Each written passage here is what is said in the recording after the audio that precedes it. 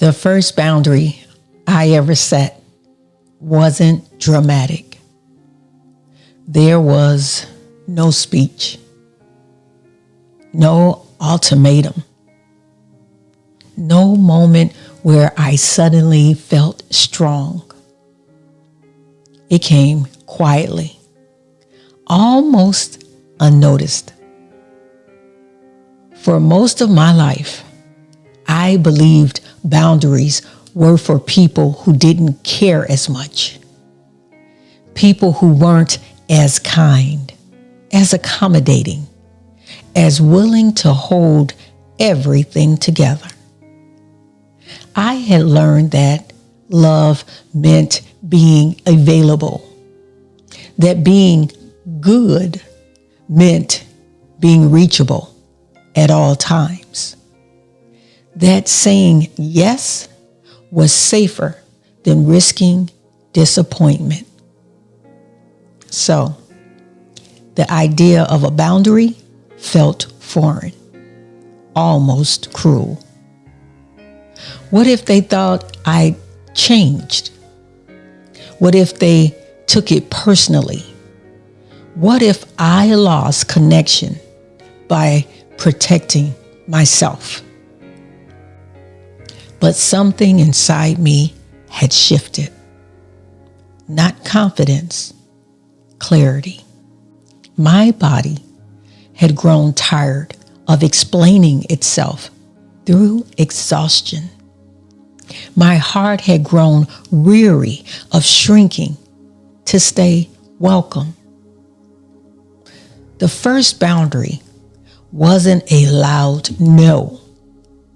It was a pause, a moment where I didn't immediately respond, where I didn't rush to fix, to rescue, to smooth things over. I felt the urge to say yes, rise up automatically.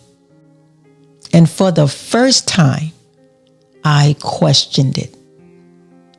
Not what do they need, but what do I have? And that answer surprised me. I had nothing left to give without taking something vital for myself.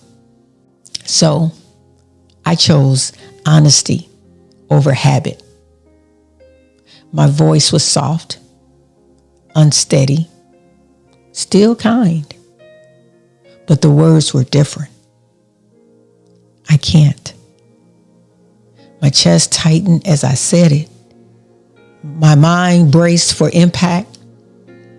I waited for backlash, for guilt to swallow me whole, for proof that choosing myself would cost me everything. But what followed was something quieter, revealing. Some people understood. Some adjusted. Some didn't ask questions at all. And some pulled away. That's when I learned a hard truth. Boundaries don't change people. They reveal them. The first boundary showed me who respected my limits and who only respected my compliance. It showed me how often I'd been valued for what I provided instead of who I was. And yes, it hurt. Grief came with that boundary. Grief for relationships that only worked when I overextended. Grief for the version of myself who believed love had to be earned through depletion. But something else arrived too. Relief. For the first time, I felt present in my own life. Not resentful, not drained, not quietly keeping score. I learned that boundaries aren't punishments. They're information. They tell others how to love you well. And they tell you when it's time to stop explaining yourself. The first boundary didn't make me fearless. I still felt guilt. I still questioned myself. Still had moments where saying no felt unnatural. But it planted something new: self-respect. And once that root took hold, I realized something important. You don't set boundaries because you don't care. You set them because you finally do, about yourself.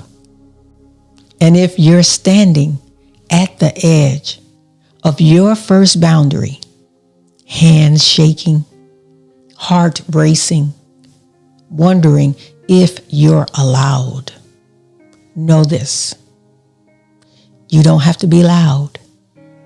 You don't have to be perfect. You just have to be honest.